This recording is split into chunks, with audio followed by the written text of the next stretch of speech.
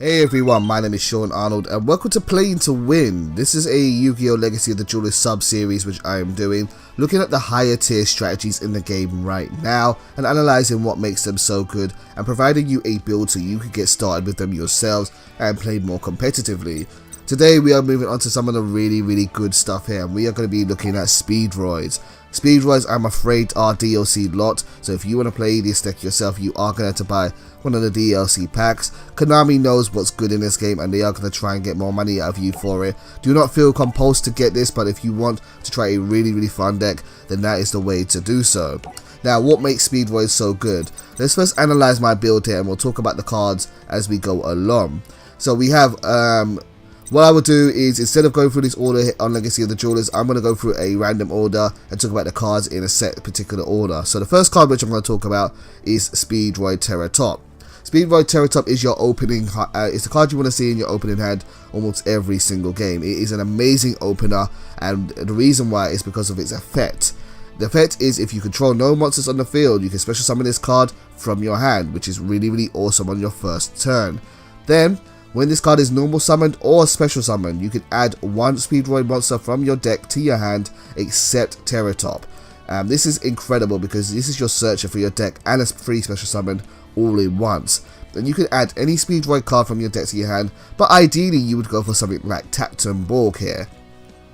Borg is also a level 3 monster, so Borg plus SPEEDROID Terratop can give you a rank 3 quite easily, and we do have one good rank 3 in our deck to take advantage of this, but its following effect is also very good. First of all, if you control no monsters, if you control a wind monster, you can special summon this card from your hand. So if you have Terratop or any other wind monster on the field for that regards, you can special summon this card from your hand to the field. Then the second effect is what makes this effect card really shine, because it is also a searcher for your deck, like Terratop.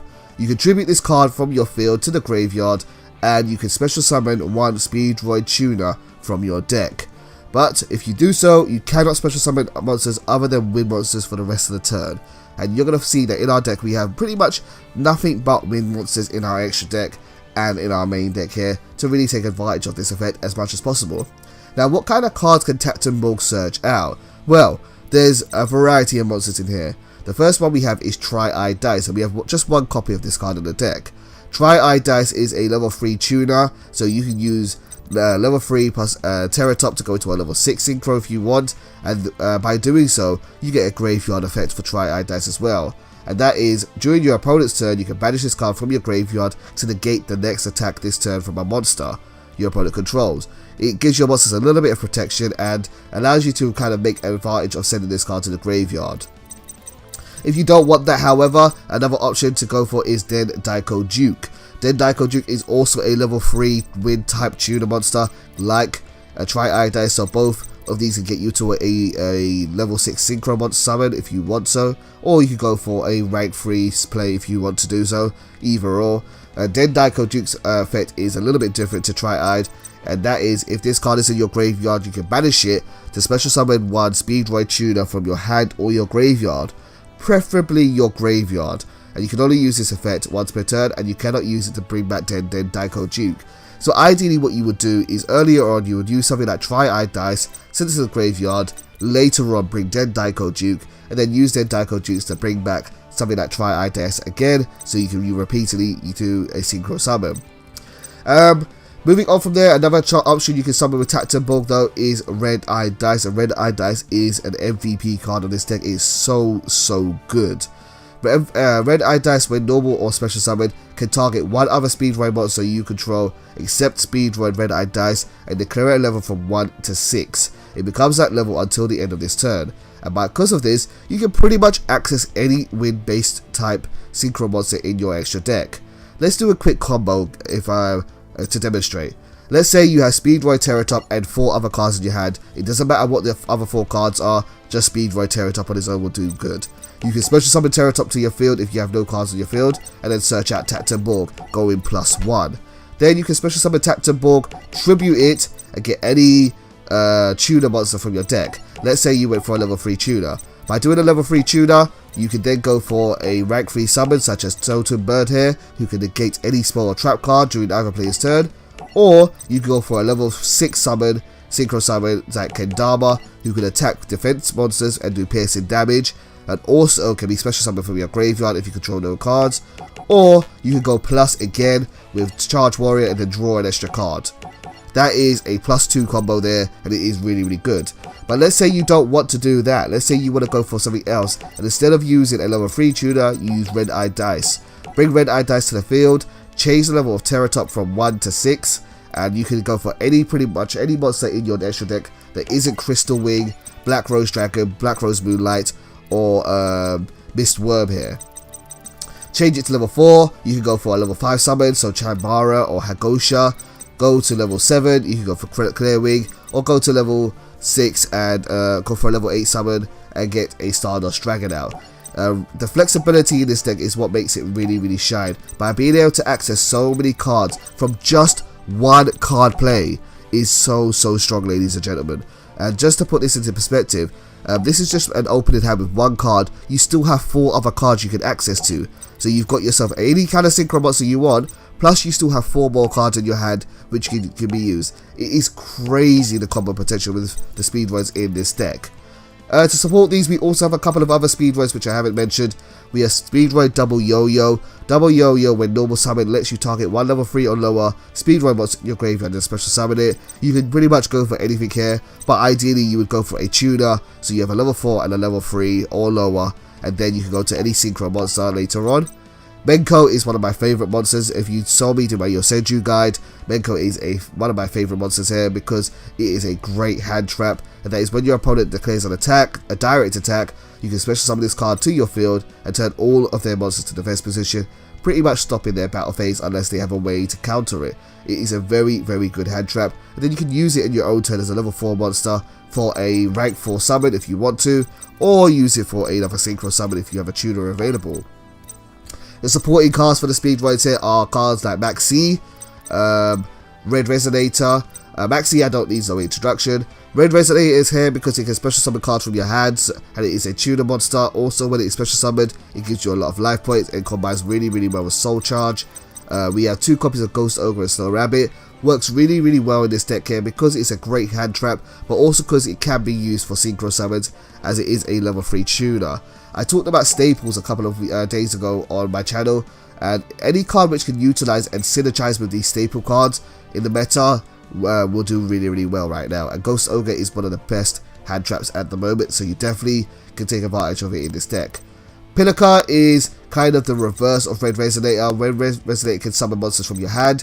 Pilaka can summon a wind tuner from your graveyard in defense position. Its effects are negated, and you can't special summon monsters for the rest of the turn except wind monsters, but it is an easy synchro summon. Moving on from there, other cards we have are Gamma-Seal. Gamma-Seal is just a good form of removal for this deck, and between Gamma-Seal, the 2 copies of Maxi, Red Resonator, not Red Resonator, Ghost Ogre and Snow Rabbit, and Menko, and also things like Twin Twister and Raigeki, you have a lot of cards which help you go second in this build, that help to break your opponent's board. The Speedroids themselves are very good at going first, whereas these cards here are help you very much for going second. So you've got a very well balanced build here. Also, we have Reborn Tengu. Reborn Tengu, if you're not familiar with, is a level 4 Beast Warrior type wind monster, and its effect is when this card is removed from the field, you can special summon 1 Reborn Tengu from your deck. This is a very powerful card if you can take advantage of it, and ideally what you would do with Reborn Tengu is you would use him on the field, bring out a tuner monster, go into a synchro summon, and then you'll get another Reborn Tengu from your deck, and it will constantly fill up your graveyard and also keep the field presence. Again, the combo potential in this deck is insane, ladies and gentlemen, and that's just talking about the monsters. Let's talk about the spell and trap cards in this build. We have Emergency Teleport to search out your psychic type monsters, 2 tuners and your non-tuner here. Ideally, Emergency Teleport can go for Pilaka. Pilaka then will get a tuner from your graveyard, and then you get an instant synchro summon. Foolish Burial is here for filling your graveyard with cards like Dendaiko or Triad for graveyard effects, but also synergizes really well with Speed Recovery. Speed Recovery lets you target 1 Speedroid monster in your graveyard and special summon it, so you have a form of monster removal just for Speedroids. Again, this card deck has so much in it. It has its own Monster Reborn, it's so insane. Also, its version of Monster Reborn is pretty much superior as well. During your main phase, except the turn this card was sent to the graveyard, you can banish this card from your graveyard, then target one Speedroid monster in your graveyard and add it to your hand. So you can discard this card with Twin Twister, banish it during another turn, and add any Speedroid card from your graveyard back to your hand. It's insane. It's absolutely insane how good this build is. Moving on, we have instant fusion for your instant northern plays, going into a instant synchro summon or an instant rank 4. We have Return of the Dragon Lords. This deck can summon out Crystal Wing Synchro Dragon and Stardust and Clear Wing Synchro Dragon so easily. But it can also bring out, does it do level 7s in this one? Yes, it does. It also synergizes with the Black Rose monsters as well. All of these cards are very easy to summon in this deck, and you can revive them again with the Dragon based monster reborn, which allows you to special summon a level 7 or 8 Dragon type monster in your graveyard. And this also gives you protection for your dragons. If they were to be destroyed by a battle or card effect, you can banish this card instead of it being destroyed. Another archetype card we have here is Shock Surprise. I don't really use this too much, but it is there as an option for a more mid to late game.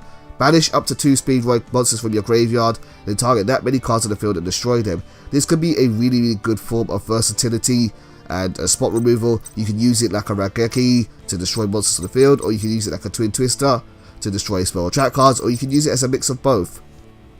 Banishing your cards isn't too bad with this deck because you do have monsters in your extra deck which can recover your banished cards, but we'll talk about that a little bit later on. Soul Charge is a no-brainer in the Synchro deck. Twin Twister you should all be familiar with by now. Upstart Goblin is there to fill out your deck. And then for traps we only have Warning and Vanity's Emptiness because they're very powerful.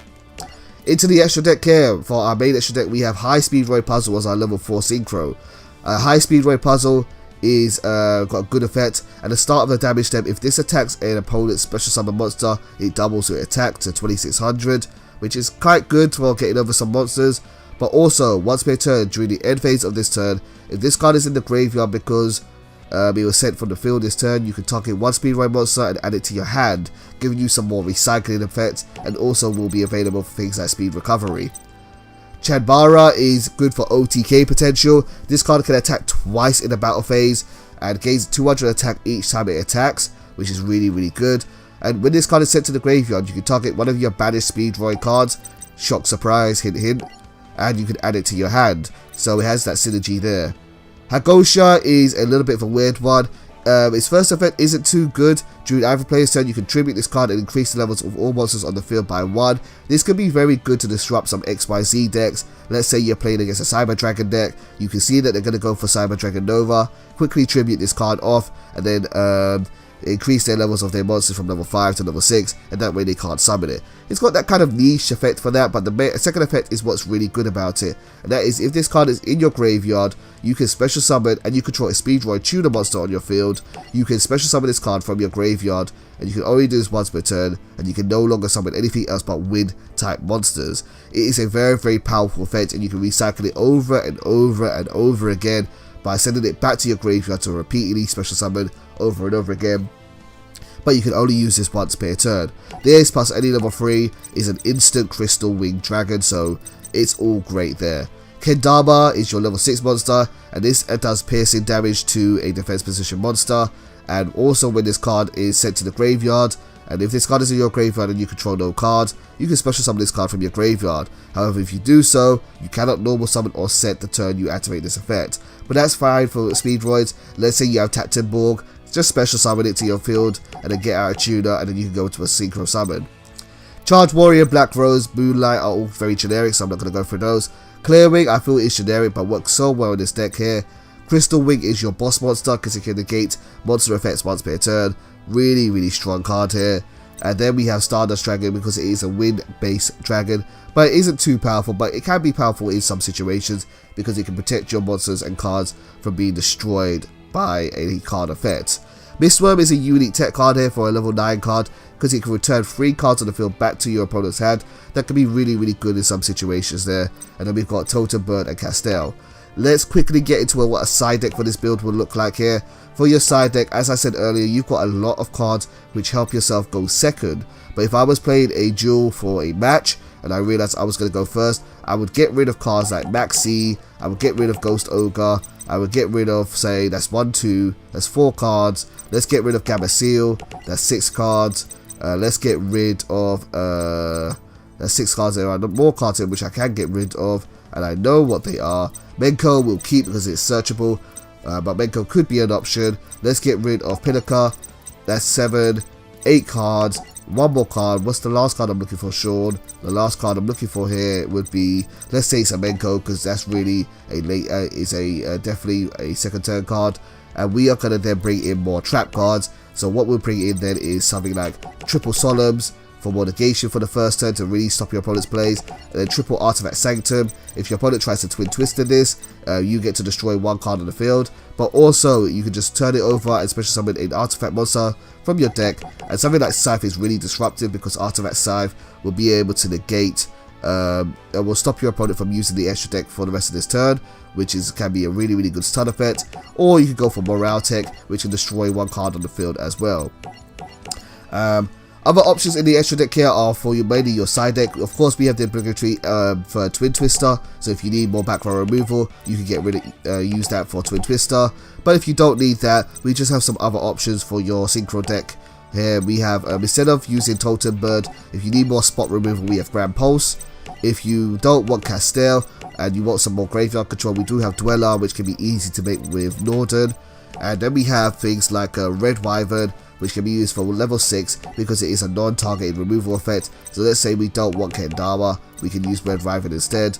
If you're playing against something like Burning Abyss or Cosmos, Meteor Burst Dragon can be really good. So you can get rid of one of your Black Roses. Let's say get rid of Black Rose Dragon and put Meteor Burst in there for that, so that you stop any effects being activated in the battle phase. And last but not least, maybe you can use something like Crimson Blader instead of Stardust for decks which have a lot of high level monsters, say Monarchs or similar cards like that, even Cosmos. And that's the build, guys. It's a very solid build, so let's get into some gameplay here and show what it can do. Okay, so let's get into a game here and try and show off what SPEEDROIDS can do in action. SPEEDROIDS ideally like to go first, and so I was able to win the rock paper scissors game in order to go first for this game. However, my opening hand is not very good. This opening hand has 3 cards in it which revolve around graveyard effects. Speed Recovery, which is a Monster Reborn for the deck, and Double Yo-Yo, which is kind of like a Norden for the deck. So we don't have really any cards in our grave to use with these effects, and these are the kind of cards you want to draw a little bit later on in the duel. So I set down my emergency teleport, and we have Ghost Ogre and Snow Rabbit to interrupt any of my opponent's plays in their turn.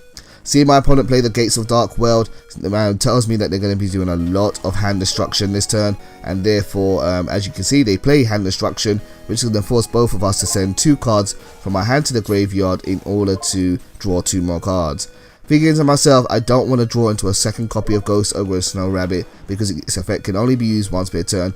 I decided to use Emergency Teleport to search one out from my deck, and now I'm going to send the other one to the graveyard along with Double Yo-Yo because I can't use those cards this turn or in my next turn really. We draw into Soul Charge and Reborn Tengu, which isn't bad.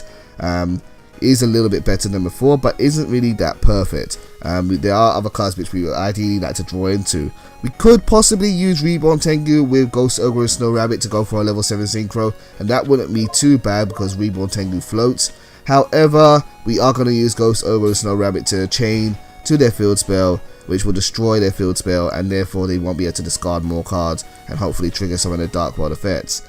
My opponent now plays hand destruction one more time, forcing us to send 2 more cards from my hand to the graveyard, and this time I think, okay, we'll get rid of Speed Recovery, because Speed Recovery actually has a graveyard effect as well as a Monster Reborn style effect, and so we can use those in the next turn to recover some monsters from our graveyard.